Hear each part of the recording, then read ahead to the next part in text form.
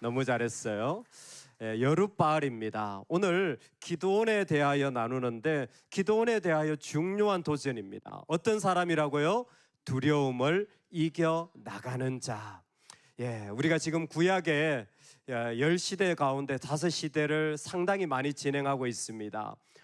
창조 시대부터 오늘 사사시대까지 오게 되었습니다. 우리 5시대 한번 외워볼까요? 시작. 창조시대, 족장시대, 출애굽 광야시대, 정복시대, 사사시대. 한 번만 더 해보겠습니다. 시작. 창조시대, 족장시대, 출애굽 광야시대, 정복시대, 사사시대. 자, 안 보고 10시대 시작.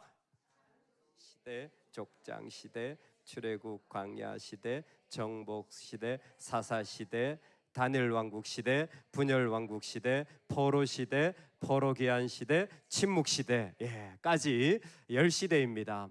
두려움이 뭐냐? 두려움이 뭐냐면 두 가지예요. 하나는 겁이 나고 하나는 꺼려지는 거예요.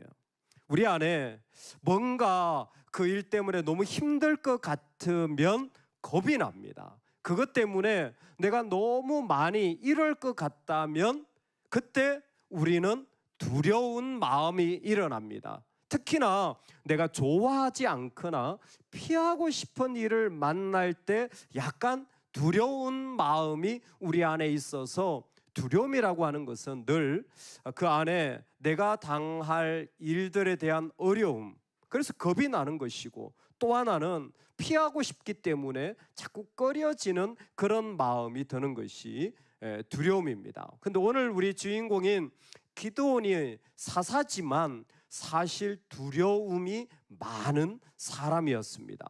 그의 첫 번째 두려움이 뭐였느냐? 그의 삶의 첫 번째 두려움은 자신의 모든 모습을 숨기고 싶은 두려움.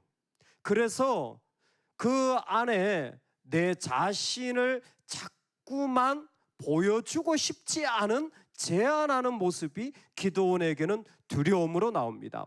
혹시 11절 말씀이 보이는지 모르겠는데 같이 한번 읽어볼까요? 시작. 기드온이 미디안 사람에게 알리지 아니하려 하여 포도주 틀에서 밀을 타작하더니. 아멘. 여기에서 미디안 사람이 등장하는데 그때 이 기드온이 살아가던 때에 이스라엘과 기드온을 괴롭혔던 사람들이 바로 이 사람들입니다. 이 사람들 때문에 정말 어려웠어요. 그런데 그때의 기드온의 행동이 뭐냐면 어디에서 타작을 했다 그랬어요? 포도주 틀에서 타작을 했다 그랬습니다. 이게 무슨 말일까? 포도주 틀이라는 건 뭐냐면 포도주를 짜는, 포도를 넣고 발로 밟아서 그 즙을 만들어내 가지고 그것을 통에 담아서 그렇게 포도주를 담그는 곳이 포도주 틀입니다.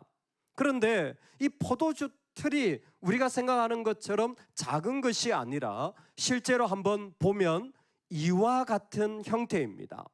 여러분 보실 때 왼쪽은 실제로 고고학적으로 발견된 장소를 말하는 것이고요. 보면 사실 한 사람이 깊이 들어가서 보이지 않을 정도로 당시에 상당히 큰 포도주 틀이 있어요. 저기에 수확한 포도주를 넣으면 여러 사람들이, 이탈리아에는 밟는 것은 꼭 여자분이 해야 된다 그러더라고요. 나라마다 문화가 있겠죠. 그래서 저기에 포도주를 넣고 발로 밟으면, 물론 발 씻고 들어가야 되겠지요. 발로 밟으면 거기에서 즙이 나오고 그것을 통에 담아서 그래서 포도주를 담그는 겁니다. 그런데 왜 포도주 틀에서 기드온이 타작을 했을까요? 숨어서 한다는 의미예요. 숨어서 한다는 거예요. 누가 두려워서? 미디안이 두려웠어. 미디안이 와서 혹시 우리가 이 일을 할 때에 우리를 괴롭힐까 봐, 또 이것을 빼앗아 갈까 봐. 그래서 이 기드온의 마음에는 늘 나를 보여주고 싶지 않아요. 늘 자꾸 나를 감싸요. 그리고 자꾸 옷을 입어요. 그리고 자꾸 이렇게 치장을 해요. 이런 마음이 뭐냐면 사실 두려움입니다. 두 번째 기드온에게 있는 두려움의 모습은 자기 축소를 한다. 16절인데요. 같이 한번 읽어보겠습니다. 시작. 나의 집은 므낫세 중에 극히 약하고 나는 내 아버지 집에서 가장 작은 자니이다. 아멘. 항상 두려움은 자신을 숨길 뿐만이 아니라 자기를 작게, 즉 별것 아닌 것으로 자꾸 생각하게 만들어요. 두려운 마음은 우리 자신을 아무것도 할 수 없는 사람이라고 자꾸 스스로에게 이름을 붙입니다. 그래서 기드온이 속한 지파가 므낫세, 에브라임의 두 아들, 요셉의 두 아들 가운데 에브라임과 므낫세가 있는데, 므낫세 지파에 그 자기 집이 속해 있는데 뭐라고 말하냐면, 정말 우리는 약한 므낫세 지파고 그 중에서도 우리 집은 작은 자입니다 라는 표현을 합니다. 이 표현은 나는 아무것도 할 줄 모르고 사실 힘이 없고 돈도 없고 가진 것도 없고 배운 것도 없다. 그러니까 두려움이 많은 사람은 가만히 옆에서 들어보면요, 항상 이 얘기예요. 뭐 얘기? 자기가 못하는 거 얘기예요. 두려움이 많은 사람은 항상 자기가 못하는 거, 없는 거 얘기를 많이 해요. 난 돈이 없고요, 난 배운 게 없고요, 나는 경험이 없고요, 나는 해본 적이 없고요. 오늘 이 므낫세 지금 기드온이 하는 이야기는 우리 므낫세는 가장 작습니다. 예, 배터리가 다 된 것 같아요. 잘 안 넘어가네. 자, 정말 므낫세가 가장 작을까요? 봤더니 저게 12지파 이스라엘이 땅을 딱 나눈 곳이에요. 근데 여러분, 므낫세라고 적힌 거 보이세요? 므낫세는요, 요단 동편에도 요단 서편에도 두 군데 땅을 다 가진 지파예요. 양쪽 다 적지 않은, 사실은 땅으로 치자면 거의 제일 크게, 유다와 더불어서 제일 크게 그 땅을 가진 자예요. 왜 땅을 많이 줬냐 하면 인구가 많기 때문이에요. 인구가 많다라는 것은 힘이 세다라는 겁니다. 당시에는 사람이 많으면 전쟁을 치를 수 있었기 때문에. 자, 보십시오. 므낫세가 작나요? 기드온은 작다고 느껴지는 거예요. 거기에 속한 나는 아무것도 하지 못한다고 생각하는 거예요. 여기에 중요한 게 있습니다. 여러분, 우리가 하나님을 믿으면 하나님이 주신 것을 귀하게 여겨요. 근데 믿음이 없잖아요? 그러면 항상 없는 것을 자꾸 봐요. 나한테 없는 것으로 자기를 평가해요. 기드온에게 이 마음이 가득한 거예요. 하나님이 주신 것은 귀하게 여기지 않고 자신에게 없는 것을 보는 마음, 여러분, 그 마음을 버리시기 바랍니다. 세 번째, 두려움은 자꾸 확인하려고 해요. 두려운 마음을 가지고 있으면 무엇인가를 할 때에 자꾸 확인해야 돼요. 사람을 만날 때 이 사람이 날 좋아하는지 자꾸 확인해야 되고, 내가 일을 할 때 잘 되는지 자꾸 확인해야 되고, 어떤 일들이든지 확정을 얻지 않으면, 그것도 다시 한번 얻지 않으면 불안해지는 거예요. 그것은 그 마음에 두려움이 많기 때문입니다. 주께서 나와 말씀하신다는 표정을 내게 보이소서. 이게 무슨 말이냐? 사실 하나님이 저 미디안과 싸우라 명령하셨으면 말씀 따라 가야 되지. 그런데 기드온은 가지 않아요.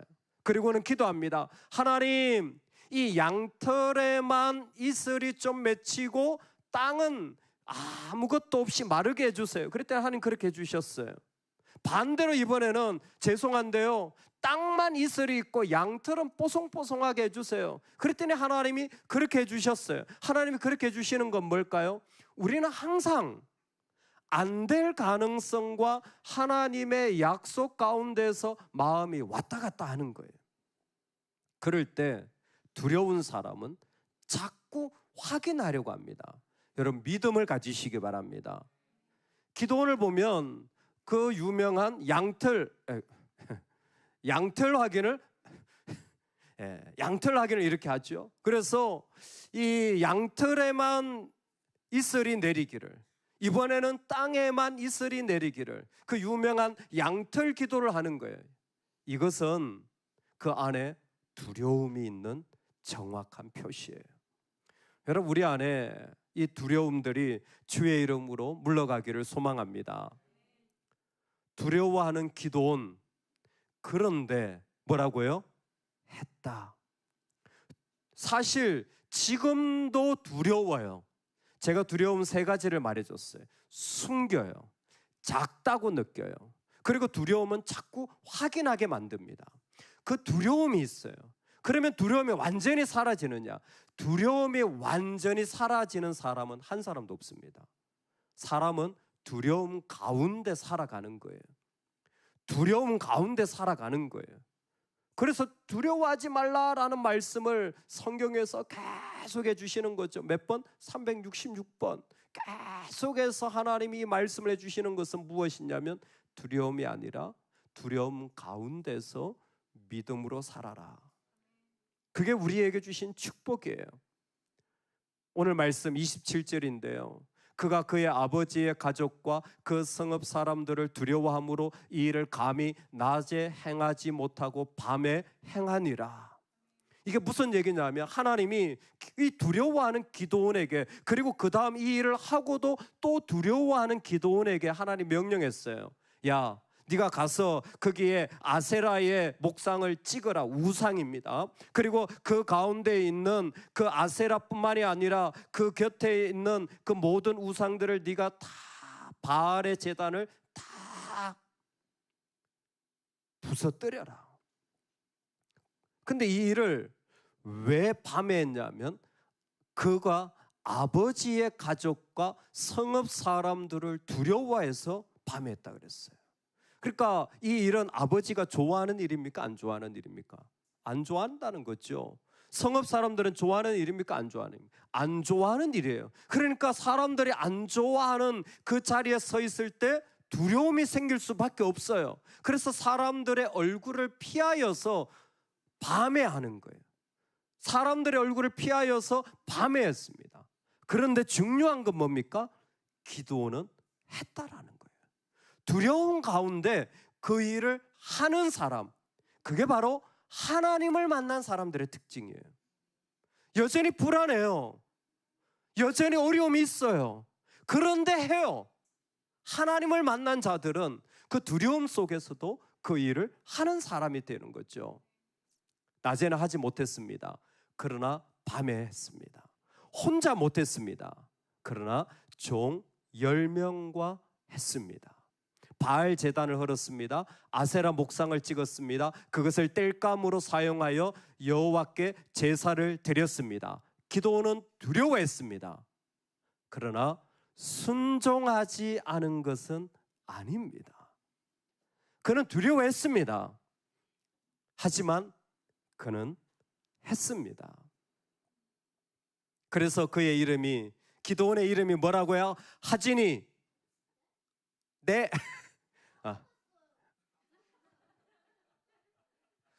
그래, 형한테 한번 SOS를 쳐보자. 하림이, 기드온의 또 이름이 뭐라고요? 여룻발 딩동댕.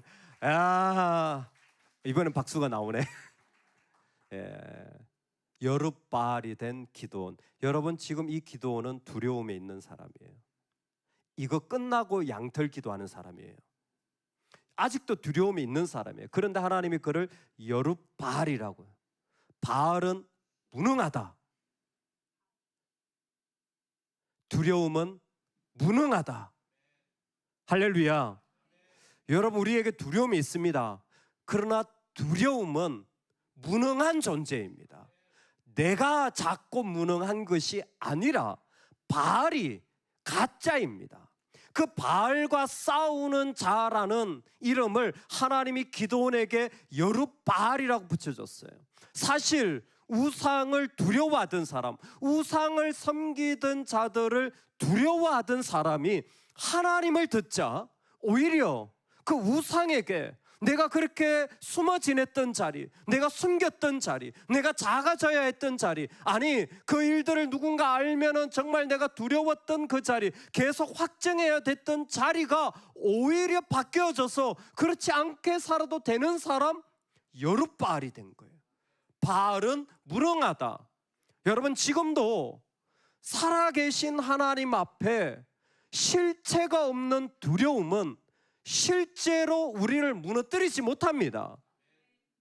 그것이 우리 안에 들어오지 못하도록 우리는 하나님을 만나가고 믿어가는 것이 진짜 축복입니다. 한 번 더 말씀을 드립니다. 누구나 다 숨기고 싶은 이야기들이 있어요. 누구나 다 자신을 작게 여기는 모습들이 있어요. 누구나 다 계속 확인받지 않으면 불안한 마음들이 다 있습니다. 그런데 주님을 믿을 때에, 하나님을 만날 때에 우리는 여룻발이 되어지는 거예요. 우리는 그 두려움 속에서도 믿음으로 자유하며 살아갈 수 있게 됩니다. 오늘 이 은혜가 우리 가운데 있기를 소망합니다.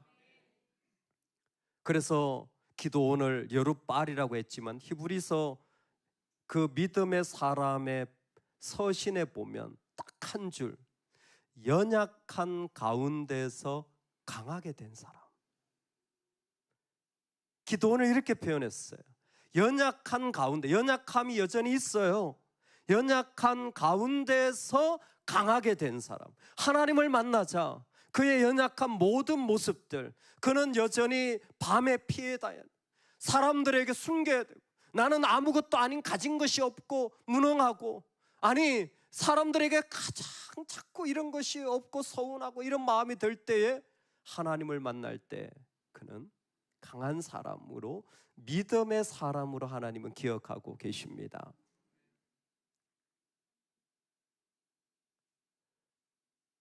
내 안에 어떤 것이 너는 화가가 아니다 라고 말하면 바로 그때 그림을 그려라 친구야. 그러면 그 목소리는 잠잠해질 것이다. 그러나 오직 그렇게 함으로서만. 저 사람이 누군지 혹시 아세요? 전하석입니다. 예.